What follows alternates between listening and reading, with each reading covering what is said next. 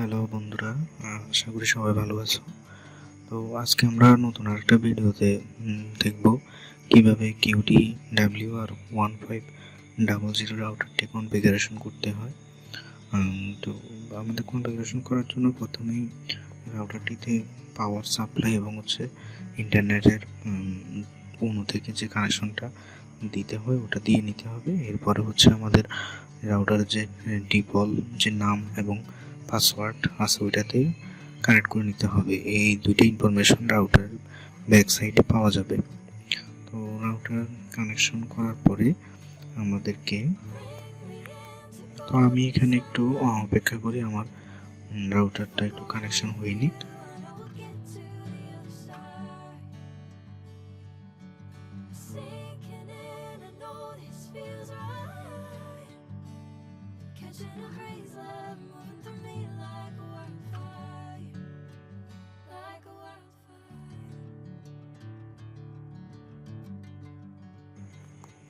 তো দেখতে পাচ্ছি আমার রাউটারটি কানেকশন হয়ে গেছে, ইন্টারনেট কানেকশন।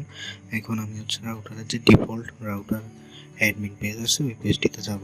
কিউডি রাউটারের ক্ষেত্রে অ্যাড্রেসটি 192.168.10.1।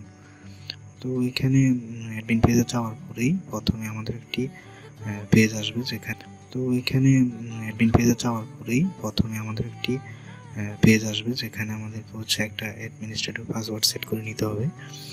তো কিউডি রাউটারের ক্ষেত্রে অ্যাডমিন পাসওয়ার্ড বা অ্যাডমিনিস্ট্রেটর পাসওয়ার্ড সেট করার জন্য আমাদেরকে 8টা ক্যারেক্টার নিতে হবে এবং ক্যারেক্টারগুলোতে অবশ্যই বড় হাতের ছোট হাতের লেটার মিক্স করা থাকতে হবে, প্লাস একটা স্পেশাল সিম্বল এবং নাম্বার। এই 4টার সমন্বয়ে আমাদেরকে একটা পাসওয়ার্ড তৈরি করে নিতে হবে।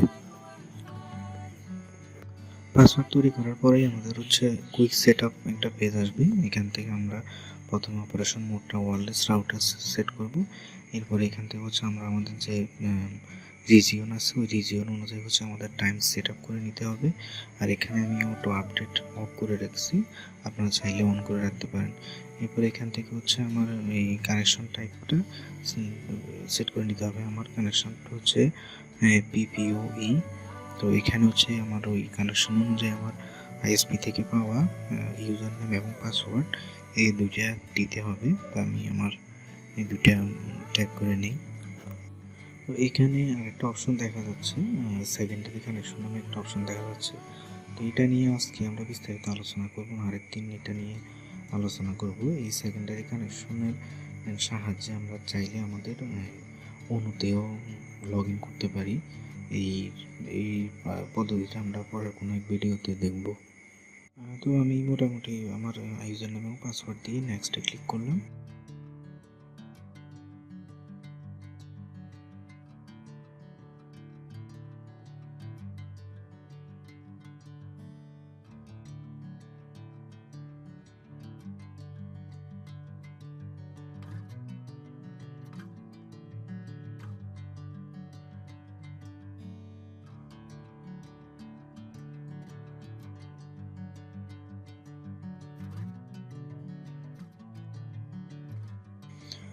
এখান থেকে আমরা চাইলে আমাদের যে SSID আছে বোথ ফর 2.4G এবং 5Gর জন্য এখান থেকে আমরা আমাদের SSID এবং পাসওয়ার্ড নিজের ইচ্ছা মতো চেঞ্জ করে নিতে পারবো। তো আমি চেঞ্জ করলাম, আমি ডিফল্টটা রেখে নেক্সটে চলে গেলাম।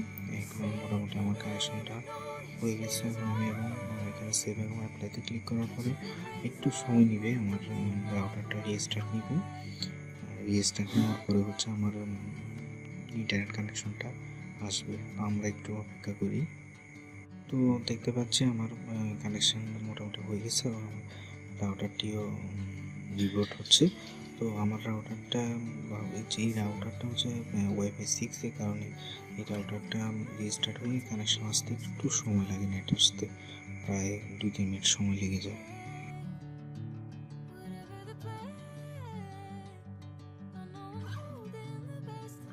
তো দেখতে পাচ্ছি আমার ইন্টারনেট কানেকশনটা রিস্টোর হয়ে গেছে। এখন আমি এটা অটো কানেক্ট হয়ে গেছে। এখন আমি যদি ইন্টারনেট চেক করতে চাই তাহলে আমি ইউটিউব এবং গুগল ব্রাউজ করে দেখাচ্ছি। এখানে একটা কথা বলে রাখা ভালো, আমাদের গ্রামের দিকে স্পিড যথেষ্ট কম, এই কারণে লোড হতে একটু সময় লাগে। তারপরে দেখা যাচ্ছে আমার মোটামুটি ইউটিউবটা লোডিং অবস্থায় আছে এবং আমরা গুগলেও ঢুকে দেখতে পারি পাশাপাশি। তো দেখতে পাচ্ছি আমার গুগলটা লোড হয়ে গেছে, ইউটিউবটা এখনও লোড হচ্ছে।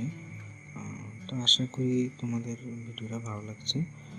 পরবর্তী কোনো সময় অন্য কোনো ভিডিওতে অন্য কোনো টপিক নিয়ে আবার দেখা হবে। ততদিন পর্যন্ত সবাই ভালো থেকো, সুস্থ থেকো।